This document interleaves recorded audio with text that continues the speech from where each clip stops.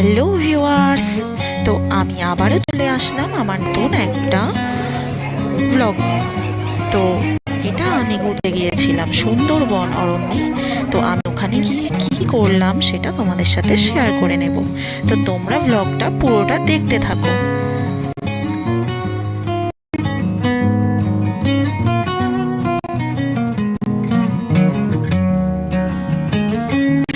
এটা আমরা গেছিলাম সুন্দরবন অরণ্যে।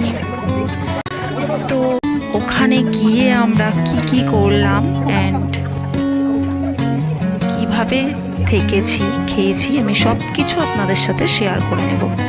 তো তো আমরা চলে গিয়েছিলাম সজনেখালি ঘাট থেকে, লঞ্চ ছেড়ে দিয়েছে অ্যান্ড তারপর আমাদের যাত্রাপালা শুরু হয়ে গেল।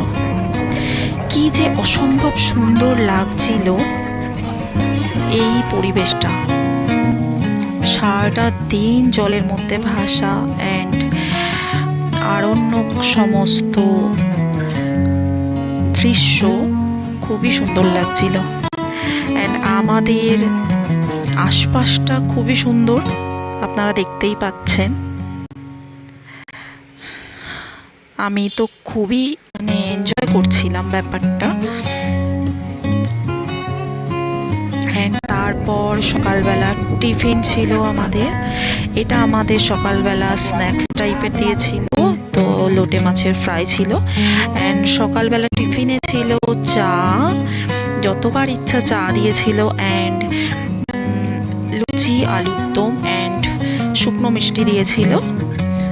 তো খাওয়া দাওয়া তো খুব জমিয়ে হয়েছিল অ্যান্ড তারপর আমরা পৌঁছে গিয়েছিলাম গোসাবা হ্যামিল্টন বাংলোতে। এটা ছিল রবীন্দ্রনাথের ঠাকুরের বাংলো অ্যান্ড এখানে ঘুরে একটু সবাই মিলে আনন্দ, একটা ফটোশ্যুট অ্যান্ড আমি তো আমার কাজ করছিলাম। দেন খুবই আনন্দ করে টাইমটা স্পেন্ড হচ্ছিল, খুবই হাসি মজা ইয়ার্কির মাধ্যমে। আর তারপর আমরা চলে গিয়েছিলাম রবীন্দ্রনাথ ঠাকুরের বাংলোতে।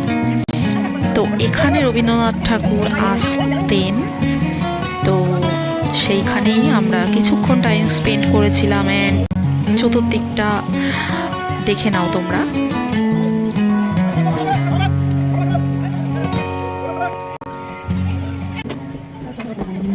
এইটাই ছিল সেই বাংলোটা, চারপাশটা ঘুরে দেখিয়ে দিচ্ছি, দেখে নাও। অ্যান্ড অপূর্ব সুন্দর ছিল, পুরো কাঠের বাংলো, অপূর্ব সুন্দর ছিল, সত্যিই খুব সুন্দর। অ্যান্ড এখানে দাঁড়িয়ে আমরা কিছুক্ষণ ফটোশ্যুট, আনন্দ সমস্ত কিছু করলাম অ্যান্ড ভেতরে কাঠের তক্তাটা উঠিয়েও আবার দেখেছিলাম যে ভেতরে কি আছে। দেন তারপরে আমি নিজেও একটু শ্যুট করে নিলাম যে আমার শাশুড়ি ভেতরটা দেখছিল। তারপর আমিও একটু দেখে নিলাম, ভেতরটা পুরোই ফাঁকা ছিল, ভেতরে কিছুই ছিল না, কাঠের পুরোটাই খুব সুন্দর ছিল।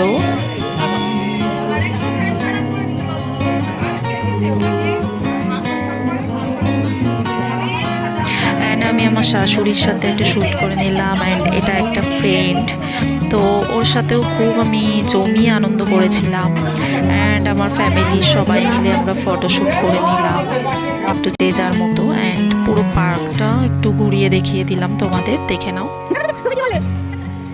এটা হলো রবীন্দ্রনাথ ঠাকুরের বাংলো এরিয়া। তো বাংলো এরিয়ার বাইরে টুকটাক শপিং এর জিনিসপত্র কেনাকাটা করা হচ্ছিল অ্যান্ড তারপর আমরা লঞ্চে এবার উঠে গেছিলাম অ্যান্ড এটা দুপুরবেলার লাঞ্চ ছিল। দুপুরবেলার লাঞ্চে ছিল ভাত, ডাল, আলু চিপস অ্যান্ড রুই মাছ অ্যান্ড কাতলা মাছের পিস অ্যান্ড চাটনি, পাঁপড়। দেন তারপর আমরা একটু রেস্ট নিয়ে আবার নেমে পড়লাম আমাদের হোটেলের উদ্দেশ্যে। তো এটা ছিল শপিংয়ের কিছু মার্কেট। তো এখানটাও একটু শ্যুট করে নিলাম। কি কি ওখানে পাওয়া যায় তোমরা দেখতেই পাচ্ছ, প্রচুর কাঠের আইটেম পাওয়া যায় ওখানে, অ্যান্ড প্রচুর খেলনার সামগ্রী, মানে বাঘ, ভাল্লুক, হরিণ, এভরিথিং পাওয়া যায়। তো আমরা রুমে ঢুকে পড়েছি। তো আমাদের রুমটা এরকম ছিল। তো আমরা যেই ট্রাভেল এজেন্সির সাথে গেছি, আমাদের রুমটা এরকম দিয়েছিল, ভালোই দিয়েছিল। তো আমরা সন্ধেবেলা আবার একটু বেরিয়েছিলাম মার্কেটে, খুব সুন্দর এনজয় করছিলাম। দেন তারপর হোটেলে ফিরে আমাদের চিকেন পাকোড়া দিয়ে দিল, অ্যান্ড তারপর আমাদের শুরু হলো সাঁওতাল ডান্স। তো সাঁওতাল ডান্স আমরা দেখছিলাম ওখানে, সাঁওতাল নাচটা আমরা ফুল ফ্যামিলি বসে আনন্দ করে এনজয় করে দেখছিলাম, অ্যান্ড ওদের সাথেও আমরা নেচে নিয়েছিলাম, একটু আনন্দ করেছিলাম। দেন ওখানে বসে খুব সুন্দর একটা সন্ধে বা রাত্রি কাটছিল।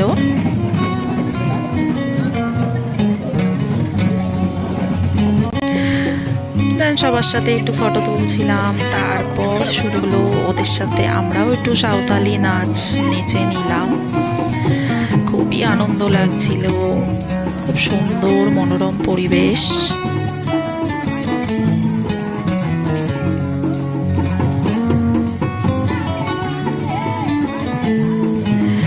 আমার শাশুড়ি, আমার মামি শাশুড়ি, আরও অনেকে ছিল যারাও এই নাচটাকে এনজয় করছিল। অ্যান্ড তারপর ওরা তো চলে গেল শাশুড়িরা।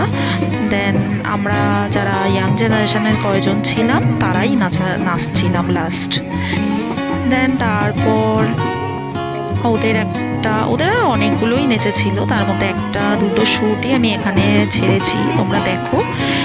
খুব ভালো লাগছিল, অনেকগুলোই মানে এরকম শ্যুট করে দেখাচ্ছিল। ওরাও এসছিল বহু দূর থেকে। তো আই থিঙ্ক আমাদের এখান থেকে এই প্রোগ্রামটা করে 10টা নাগাদ ফেরার জন্য ওদেরও লঞ্চ ধরতে হতো। দেন তারপর ওদের আবার 1.5 ঘন্টা জার্নি করে ওদের নিজেদের বাসস্থানে যেতে হবে। দেন ওরা লাস্টে খুব মানে তাড়াহুড়ো করে বেরিয়ে গেছিলো। তো খুব সুন্দর মনোরঞ্জন করিয়েছিল ওরা, খুব সুন্দর ডান্স করছিল, নাচছিল। তো দেখো তোমরা। দেন এই প্রোগ্রামটা শেষ হওয়ার পরেই আমাদের রাতের ডিনার শুরু হবে।